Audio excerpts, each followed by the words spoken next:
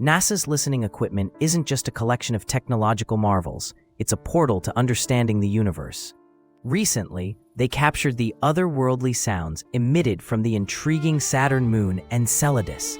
Using the highly sensitive plasma wave instrument aboard the Cassini spacecraft, researchers detected vibrations created by charged particles, revealing clues about the moon's subsurface ocean. Astrophysicist Dr. Emma Foster remarked, "These sounds allow us to learn about Enceladus's potential habitability, opening doors to new discoveries of life beyond Earth." Each sound wave transformed into data, offering insight into the complex dynamics of our solar system.